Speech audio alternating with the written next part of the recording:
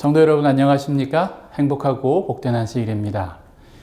재난, 질병, 각종 사건과 사고가 많은 이 시대에 안녕이라는 말이 더 간절하게 느껴집니다.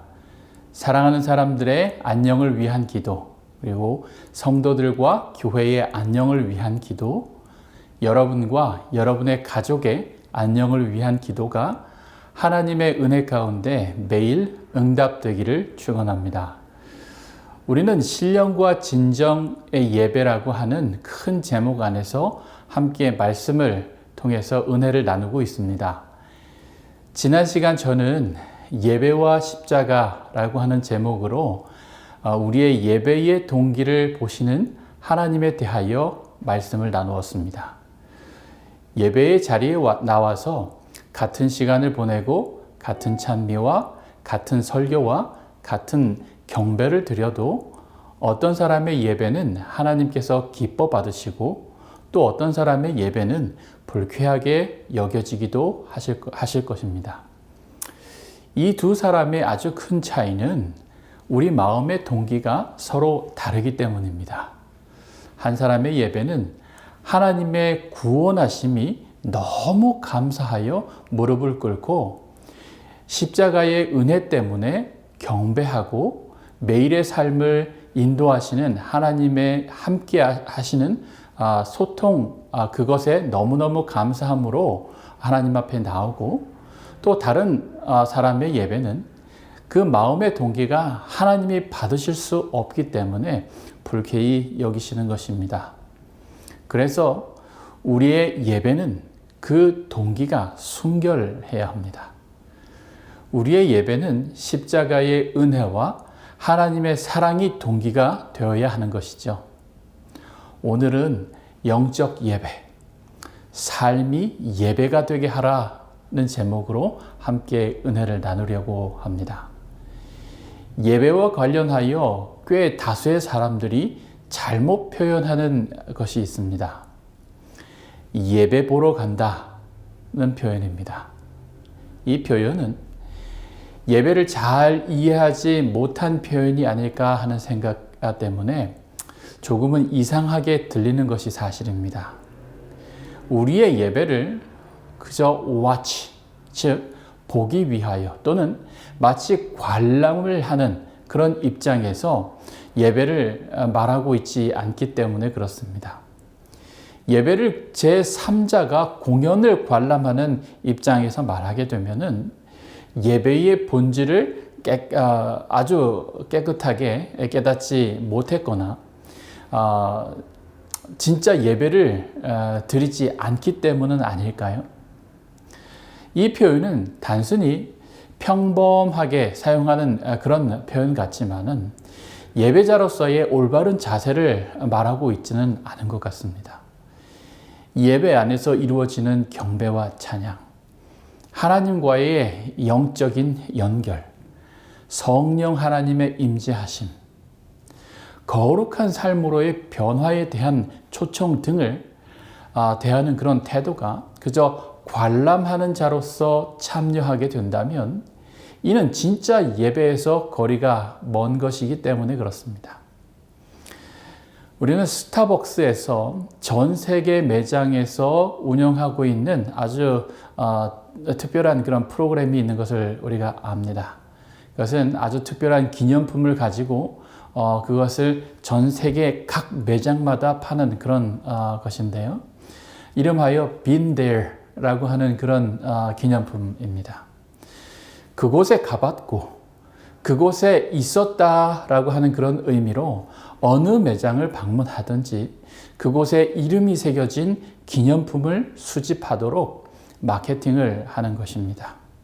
이처럼 예배는 단순히 거기에 있었다라고 하는 도장을 찍고 도장이나 또는 기념품을 수집하기 위하여 참가하는 것이 아닙니다. 예배는 앞서 말씀드린 것과 같이 우리의 삶의 완전한 그런 변화로 이끌고 우리의 삶의 변화와 삶에서 하나님의 향기가 나도록 우리를 이끈다는 것입니다. 이런 도전과 초청은 단순히 관람자의 태도를 가지고 참여할 수 있는 것이 아니라는 것입니다. 여러분, 전도에는 참 여러 가지 부담이 늘고 있는 것이 사실이죠. 많은 사람들이 교회를 떠나고 있다라고 하는 뉴스를 많이 보셔서 알 것입니다. 벌써 꽤 오래전부터 유럽의 교회들이 쇠퇴하고 있다라고 하는 그런 얘기를 들었습니다. 이제 이런 쇠퇴는 우리의 일이 되어버렸습니다.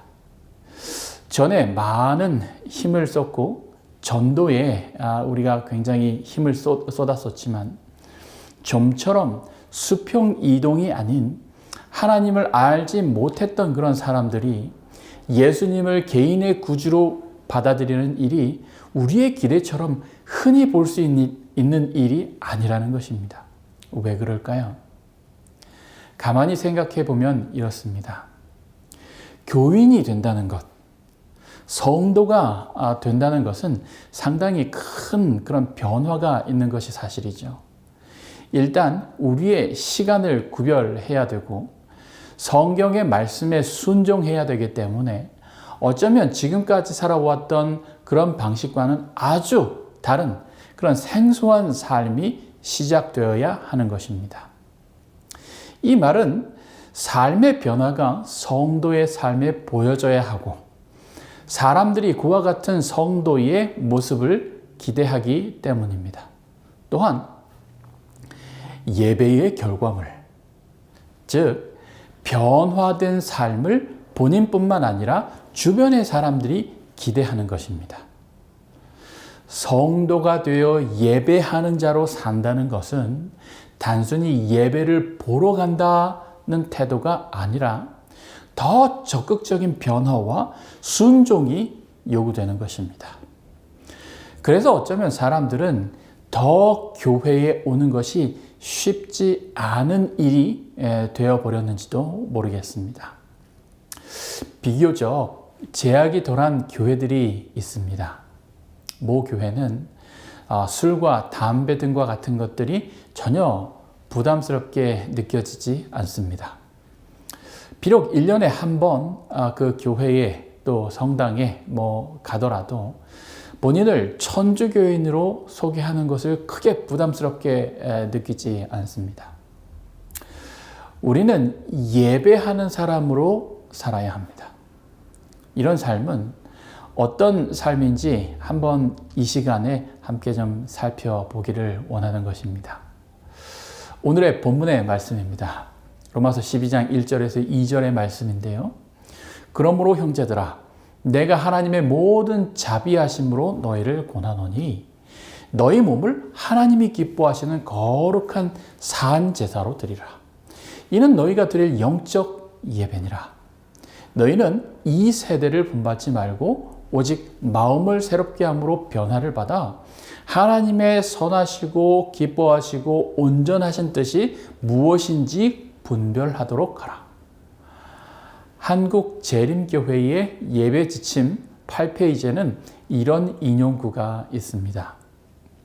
참된 예배는 예배 의식만으로 그쳐지지 않고 경배와 찬양을 드린 바로 그 하나님의 영광을 위하여 사는 헌신적인 삶으로 이루어져야 한다. 다시 한번 좀 읽어볼게요. 참된 예배는 예배 의식만으로 그쳐지지 않고 경배와 찬양을 드린 바로 그 하나님의 영광을 위하여 사는 헌신적인 삶으로 이루어져야 한다. 이것이 너희 몸을 하나님이 기뻐하시는 거룩한 산 제사로 드리는 것이며 우리가 드려야 할 영적 예배이다. 하나님이 기뻐하시는 거룩한 산 제사란 영적 의식만으로 그쳐지지 않고 경배와 찬양을 드린 바로 그 하나님의 영광을 위하여 사는 헌신적인 삶으로 이루어졌다라고 했습니다. 여러분, 이게 무슨 의미입니까? 이사야 1장 12절의 말씀입니다. 너희가 내 앞에 보이러 오니 이것을 누가 너희에게 요구하였느냐? 내 마당만 밟을 뿐이니라.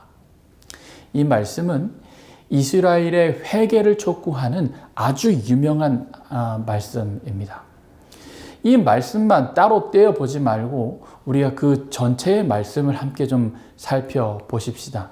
왜 하나님께서 이런 말씀을 하셨고 어떤 배경 속에서 하나님께서 이 말씀을 하셨는지 함께 좀 살펴보기를 원하는 것입니다. 이사야 1장 11절에서 18절 말씀입니다. 조금 길지만 제가 좀 읽어 올리도록 하겠습니다. 여호와께서 말씀하시되 너희의 무수한 재물이 내게 무엇이 유익이뇨? 나는 숫 양의 번제와 살찐 짐승의 기름에 배불렀고 나는 수송아지나 어린 양이나 숫 염소의 피를 기뻐하지 아니하노라. 너희가 내 앞에 보이러 오니 뭐라고요? 너희가 내 앞에 보이러 오니 이것을 누가 너희에게 요구하였느냐? 내 마당만 밟을 뿐이니라. 헛된 재물을 다시 가져오지 말라. 분향은 내가 가증히 여기는 바요 월삭과 안식일과 대회로 모이는 것도 그러하니 성회와 아울러 악을 행하는 것을 내가 견디지 못하겠노라. 내 마음이 너희의 월삭과 정한 절기를 싫어하나니 그것이 내게 무거운 짐이니라. 내가 지기에 곤비하였느니라. 너희가 손을 펼 때에 내가 내 눈을 너희에게서 가리고 너희가 많이 기도할지라도 내가 듣지 아니하리니 이는 너희의 손에 피가 가득함이라. 너희는 스스로 씻으며 스스로 깨끗하게 하여 내 목전에서 너희의 악한 행실을 버리며 악행을 그치고 선을 배우며 정의를 구하며 학대받는 자를 도와주며 고아를 위하여 신원하며 과부를 위하여 변호하라 하셨느니라. 여호와께서 말씀하시되 오라 우리가 서로 변론하자. 너희 죄가 주홍 같을지라도 눈과 같이 희어질 것이요 진홍같이 붉을지라도 양털같이 희게 되리라. 하나님께서 예배와 제사를 드리기 위하여 찾은 이스라엘 백성들에게 이와 같이 말씀하셨습니다.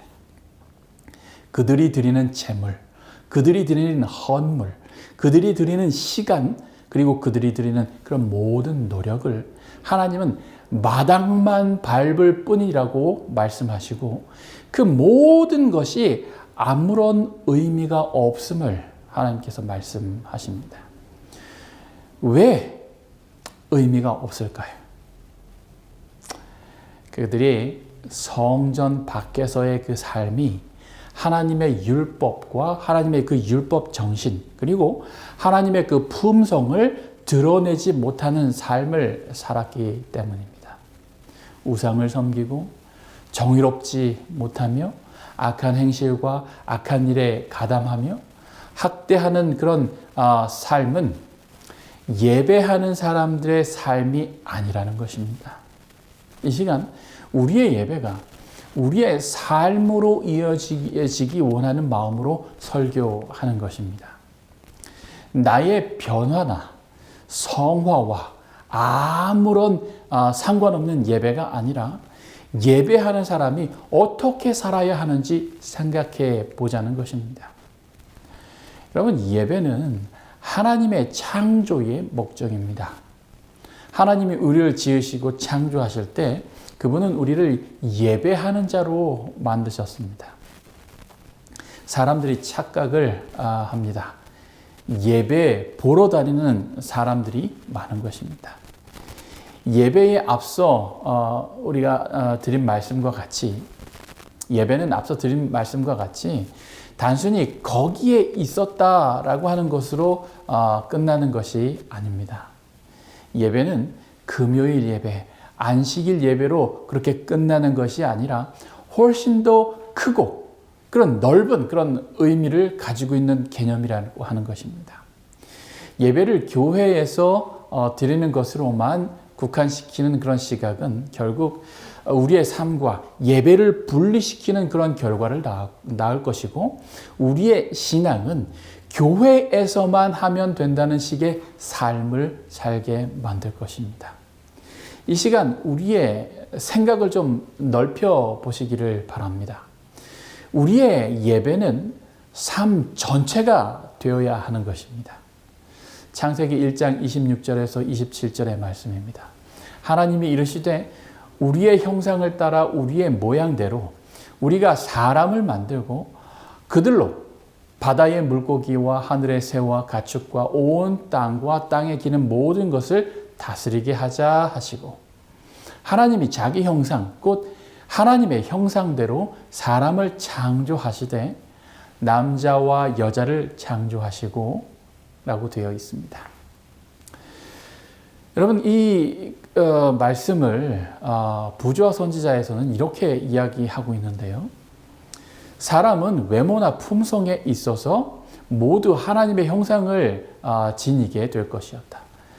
그리스도만이 아버지의 본체의 형상이시나 사람은 하나님의 모양으로 지음을 받았다. 그의 본성은 하나님의 뜻과 조화되었다. 그의 마음은 하나님의 일을 이해할 수 있었다. 그의 애정은 순결하였고 그의 식욕과 감정은 이성의 지배 아래 있었다. 그는 하나님의 형상을 지니고 그분의 뜻에 완전히 순종하는 가운데 거룩하고 행복하였다. 이렇듯 우리 모두는 하나님의 거룩한 품성을 따라서 창조되었는데 지금은 하나님의 품성이 죄로 인해 인간으로서는 회복할 수 없는 지경에까지 이르게 된 것입니다. 심지어 교회를 출입하는 그리스도인들에게 많은 사람들이 실망을 합니다. 예배에서, 삶에서 예배자로 살지 않기 때문에 일어나는 일입니다. 그렇게 거룩하시고 완전한 품성의 하나님을 사랑하고 예배하는 사람들이 성전을 떠날 때는 그런 하나님을 경배하고 예배했다고 보기 어려운 그런 사람이 되어 돌아가는 것입니다. 예배와 삶이 분리되었기 때문에 그렇습니다. 인간은 어떻게 다시 하나님의 형상을 반영할 수 있을까요?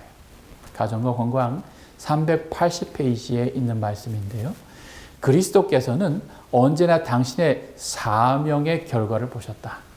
그분께서는 당신의 지상 생애가 어려움과 자아생으로 충만해 있었지만 그 모든 수고가 헛되지 않으리라는 생각으로 기뻐하셨다.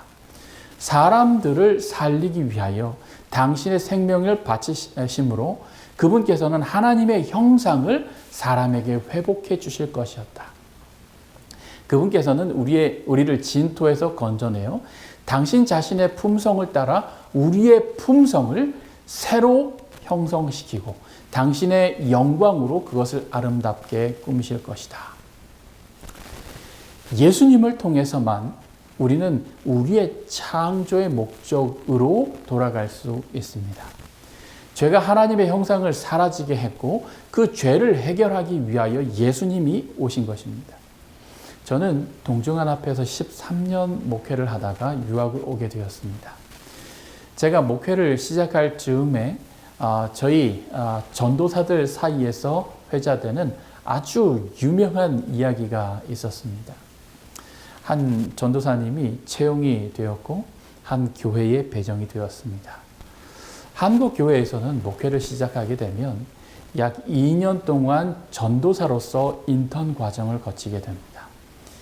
이 기간 동안에 담임 목사님께서 전도사님의 교육을 맡아서 하게 되는 것이죠. 교회 요람이라든지 또는 기본 교리, 또 각종 예식, 그리고 설교법 등 목회와 관련된 많은 수련을 이제 필드에서 배우게 되는 그런 기간입니다. 담임 목사님께서 하루는 이 전도사님을 불러서 이 설교 본문, 그 성경에 있는 본문을 주시면서 이 본문을 가지고 화요일 설교를 하라고 지시하셨습니다. 전도사님은 열심히 그 말씀을 준비했습니다. 예정된 예배일에 맞춰서 열심히 연구하고 연습했습니다. 수정하고 또 수정했습니다. 열심히 연습을 이어갔습니다. 그렇게 지정한 그 날짜가 되었고 드디어 이 전도사님께서 지금까지 잘 준비한 그런 화요일 설교를 하게 되었죠. 이 보통은 전도사님들이 설교를 하게 되면요, 연륜이 많으신 그런 목사님들의 설교와는 다르게 뭔가 부족하고 어설픈 면이 없지 않아 있습니다. 물론 지금 처음 목회를 나오신 여러 목사님들은 참 훌륭하게 교육을 잘 받으셔서 참 좋은 설교를 굉장히 잘 하시지만은 제가 처음에 목회를 시작할 때는 뭔가 좀 어설펐었습니다. 그러나 이 전도사님은 이 설교를 준비하기 위하여 아주 애를 많이 썼던 모양입니다. 설교를 마치고 목사님께서 이 전도사님을 불렀습니다. 이 전도사님은 목사님이 어떤 칭찬을 해주시지는 않을까라고 하는 그런 기대를 했습니다. 목사님은 그러나 전혀 예상 밖의 그런 말씀을 하셨는데요. 전도사님, 다음 주에 똑같은 본문을 가지고 똑같은 제목을 가지고 다시 한번 설교하세요. 전도사님의 예상과는 전혀 다른 말씀이라서 좀 당황했습니다. 그러나 담임 목사님의 말씀이니 순종할 수밖에 없겠죠. 그렇게 또다시 한 주일 동안 설교를 다시 준비를 했습니다. 연습하고 또 연습하고 또 수정해야 될 것은 다시 수정하고 전혀 새로운 시각을 가지고 이 본문의 말씀을 잘 준비했습니다. 그리고 그 다음 주일 화요일에 다시 설교 시간이 되었죠. 담임 목사님이 설교를 마치고 난 이후에 다시 전도사님을 불렀습니다. 전도사님에게 이런 말씀을 했어요. 전도사님은 그 목사님의 말씀과는 다르게 아주 또 이번에는 또 칭찬을 받을 수 있을 것이라고 생각을 했던 모양이에요. 그러나 이 담임 목사님이 이번에도 지난번에 하셨던 말씀과 또 똑같은 말씀을 하시는 거예요. 전도사님, 다음 주에 똑같은 본문과 똑같은 제목을 가지고 다시 한번 설교하세요. 여러분, 같은 본문, 같은 제목으로 설교를 연속해서 하는 것은 갓 나온 그런 전도사님뿐만 아니라 연륜이 있는 목사님들도 꺼리는 그런 일입니다. 그러나 담임 목사님은 전도사님에게 이런 일을 시킨 것입니다. 전도사님이 가만히 좀 생각을 해보니까 좀 화가 났어요. 담임 목사님이 자신을 골탕 먹이는 것이라고 생각을 한 것입니다. 그러나 어쩝니까? 담임 목사님의 말씀이니까 또 순종할 수밖에 없죠. 그래서 지금까지 배운 모든 것을 동원해서 다시 한번 설교를 준비했습니다. 그리고 열심히 연습했어요. 이번에 생각하기를 이번에는 내가 반드시 담임 목사님의 칭찬을 듣고야 말겠다. 그런 각오를 가지고 굉장히 열심히 준비했습니다. 그 다음 주 화요일이 돼서 다시 설교단에 등단을 했죠. 지금까지 많은 연습을 했으니 아주 열정적인 그런 설교를 한 것입니다. 설교가 마친 이후에 담임 목사님이 전도사님을 불렀어요. 이번에는 전도사님이 이렇게 물었습니다. 목사님, 조금 화가 나서 이렇게 얘기를 했죠. 저를 골탕 먹이시려고 같은 본문의 설교를 3번 시키셨어요. 물론 아주 당돌한 그런 하극상이었지요. 그러나 목사님의 의도는 그것이 아니었습니다. 목사님께서 이렇게 말씀하셨어요. 전도사님의 설교에는 예수가 보이지 않아요. 뭐라고요? 전도사님의 설교에는 누가 보이지 않는다고요? 예수님이 보이지 않아요. 온갖 세상의 그런 데이터들과 이야기들 이런 것들을 많이 집어넣고 뭔가 화려한 것처럼 보이지만 그 가운데 무엇이 없다는 거예요? 예수님이 보이지 않는다는 거예요. 설교에 예수님의 십자가의 은혜와 사랑이 보이지 않으면 설교가 아닙니다. 왜냐하면 예배의 목적이 그것이 아니기 때문이죠. 이는 여기에서만 그쳐지지 않습니다. 예배에 참여한 사람에게는 필연적으로 예배하는 사람의 마음가짐이 삶에 반영되도록 요구받습니다. 설교 3번 시킨 담임 목사님이 원망스러웠을 것입니다. 그러나 아주 중요한 교훈을 남겼습니다. 설교에서 예수가 보이지 않는다고 3번 같은 설교를 시키셨다면 우리의 삶에서 예수가 보이지 않으니 얼마나 많이 다시를 외쳐야 할까요? 예배에 나타나는 찬양과 눈물과 회개와 자백. 예배를 통해서 우리는 하나님의 창조의 목적을 배우는 것입니다. 예배를 통해 우리는 하나님의 창조 목적에서 얼마나 멀리 떨어져서 살고 있는지를 배우는 것입니다. 또한 예배를 통해서 하나님께서 이렇게 죄로 인해서 하나님으로부터 끊어진 인간을 구원하기 위하여 당신께서 치르신 그런 희생에 대하여 함께 공부하는 것이죠. 그래서 우리는 찬양하는 것입니다.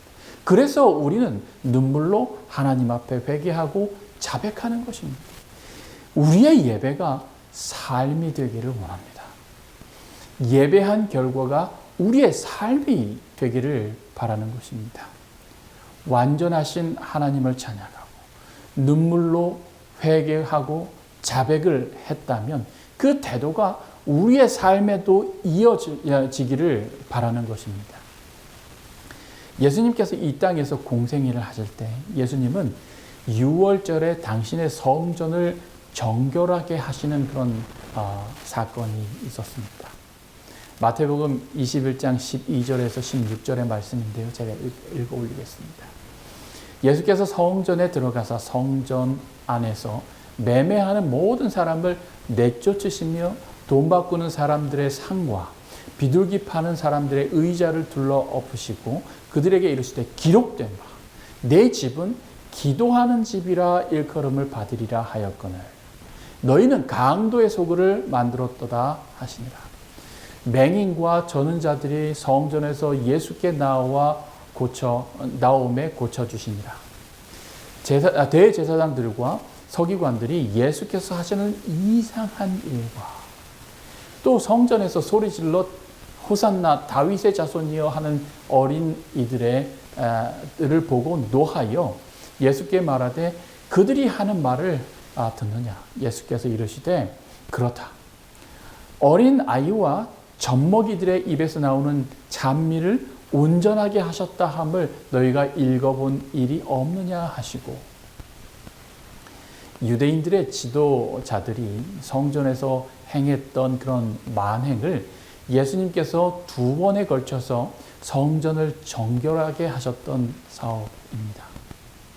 이 유대인들의 지도자들의 영적인 상태가 어땠는지에 대해서 시대의 소망 155페이지는 이렇게 얘기를 합니다. 유대인들은 그들의 경건을 크게 자랑하였다. 그들은 성전을 바라보고 기뻐했으며 성전을 헐뜯는 말은 신성모독으로 간주되었다.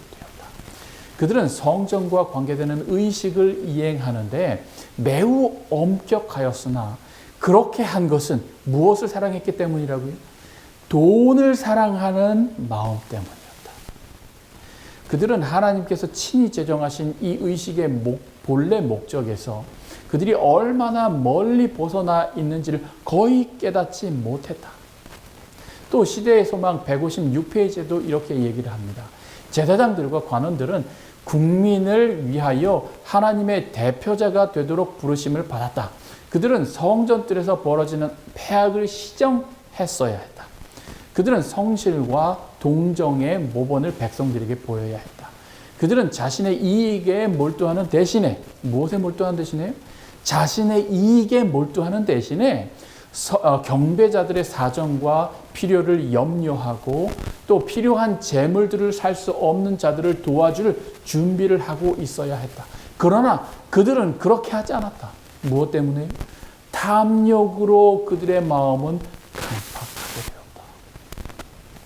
여러분 기왕에 이 말씀들 우리가 함께 좀 읽어봤으니까 이 시대의 소망에 있는 말씀 하나 더 보겠습니다. 시대의 소망 157페이지에 있는 말씀입니다. 이 절기에 고통당하는 자들과 곤핍과 비탄에 잠겨있는 자들이 왔다. 그곳에는 소경과 절름발이와 벙어리가 있었다. 어떤 이들은 들것에 실려왔다. 너무 가난하여 주께 드릴 하찮은 선물조차도 살 수 없고 심지어 자신의 허기진 배를 채울 양식조차 사지 못하는 사람들이 많이 왔다. 이 사람들은 제사장들의 말을 듣고 크게 두려워하여 제사장들은 그들의 경건함을 자랑하고 백성들의 수호자라고 주장하였으나 그들에게는 동정과 긍휼이 없었다. 가난한 이들과 병자들과 죽게 된 이들이 호의를 구하였으나 헛일이었다. 그들의 고통과 제사장들의 마음속에 그들의 고통도 제사장들의 마음속에 연민의 정을 일으키지는 못하였다. 신령한 예배는 신속히 사라져가고 있었다. 제사장들과 관원들을 그들의 하나님과 연결시켜주는 고리는 하나도 없었다. 그 당시 성전을 중심으로 한 종교 지도자들의 행태가 이랬습니다. 참 한심스럽기도 하고 의분이 일어나기도 합니다. 그러나 우리가 좀 더 유의해 보아야 할 것이 있습니다. 고린도전서 3장 16절에서 17절의 말씀엔 이렇게 말씀하시는데요. 너희는 너희가 하나님의 성전인 것과 하나님의 성령이 너희 안에 계시는 것을 알지 못합니다. 누구든지 하나님의 성전을 더럽히면 하나님이 그 사람을 멸하시리라. 하나님의 성전은 거룩하니 너희도 거룩하다.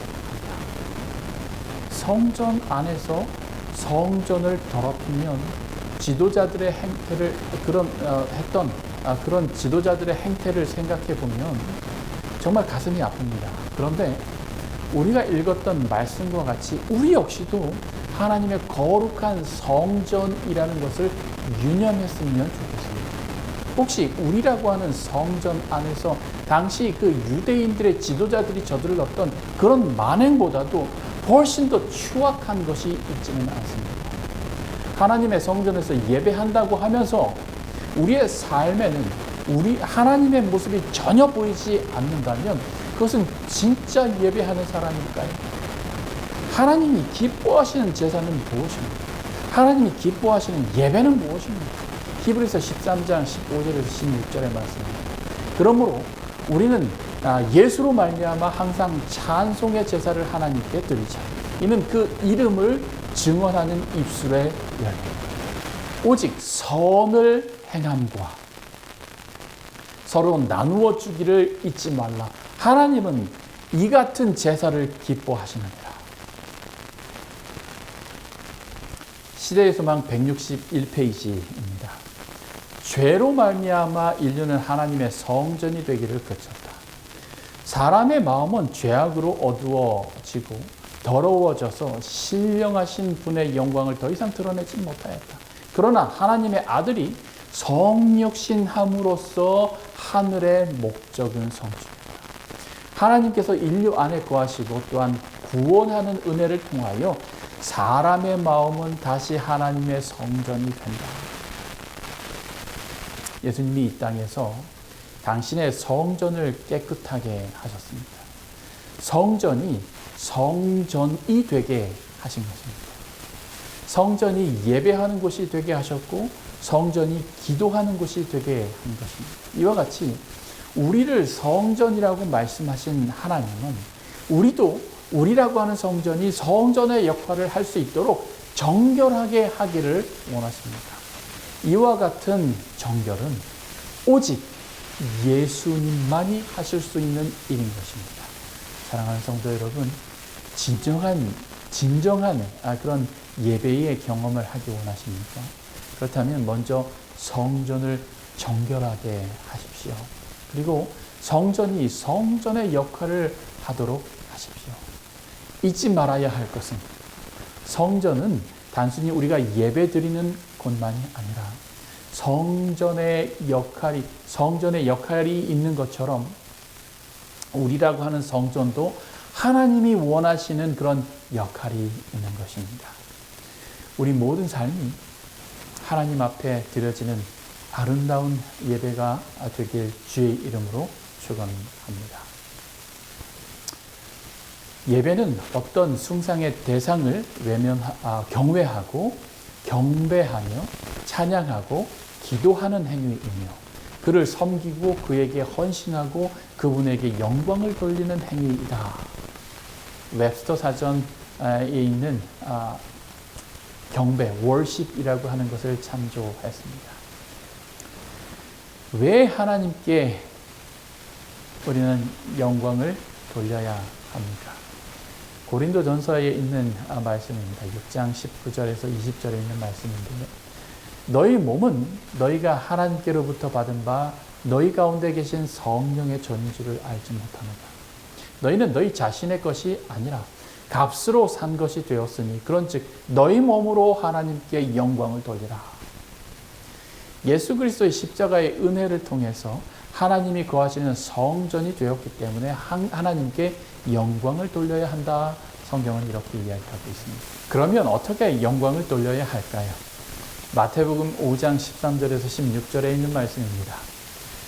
너희는 세상의 소금이니 소금이 만일 그 맛을 잃으면 무엇으로 짜게 하리요? 후에는 아무 쓸데없어 다만 밖에 버려져 사람에게 밟힐 뿐이니라. 너희는 세상의 빛이라. 산 위에 있는 동네가 숨겨지지 못할 것이요 사람이 등불을 켜서 말 아래 두지 아니하고 등경 위에 두나니 이러므로 집 안 모든 사람에게 비치느니라. 이같이 너희 빛이 사람 앞에 비치게 하여 그들로 너희 착한 행실을 보고 뭐라고요? 그들로 너희 착한 행실을 보고 하늘에 계신 너희 아버지께 영광을 돌리게 하라. 이렇게 말하고 있습니다. 로마서 15장 6절에서 7절의 말씀입니다. 한 마음과 한 입으로 하나님 곧 우리 주 예수 그리스도의 아버지께 영광을 돌리게 하려 하노라. 그러므로 그리스도께서 우리를 받아 하나님께 영광을 돌리심과 같이 너희도 서로 받으라.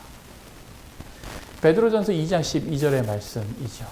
너희가 이방인 중에서 행실을 선하게 가져 너희를 악행한다고 비방하는 자들로 하여금 너희 선한 일을 보고 오시는 날에 하나님께 영광을 돌리게 하려 함이라. 하나님께 영광을 돌리는 그런 것은 단순히 예배하는 자리에 앉아 있는 것으로만 되는 것이 아니라고 얘기를 합니다. 우리의 삶이 거룩한 삶으로 하나님 앞에 예배하는 삶이 되어야 하는 것입니다. 예배를 교회에 국한되지 않게 해야 합니다. 예배가 우리의 삶이 되어야 하는 것입니다. Anointing이라고 하는 CCM 그룹이 있습니다. 그들이 부르는 찬양 가운데 나는 예배자입니다 라고 하는 찬양이 있는데 가사가 이렇습니다. 나는 하나님을 예배하는 예배자입니다. 내가 서 있는 곳 어디서나 하나님을 예배합니다. 내 영혼 거룩한 은혜를 향하여 내 마음 완전한 하나님을 향하여 이곳에서 바로 이 시간 하나님을 예배합니다. 진정한 예배의 회복을 경험하고 싶으십니까? 우리가 성소가 되어야 하고 우리가 교회가 될 때 우리는 언제나 어디서든 하나님을 예배하는 사람으로 살게 될 것입니다. 하나님을 예배하는 사람들의 그 삶이 하나님을 삶에서 반영하지 못하면 그 예배는 하나님께서 기뻐 받으실 수 없는 것입니다. 그러니 성도 여러분, 우리의 삶이 예배가 되기를 주의 이름으로 축원하면서 말씀을 드리겠습니다.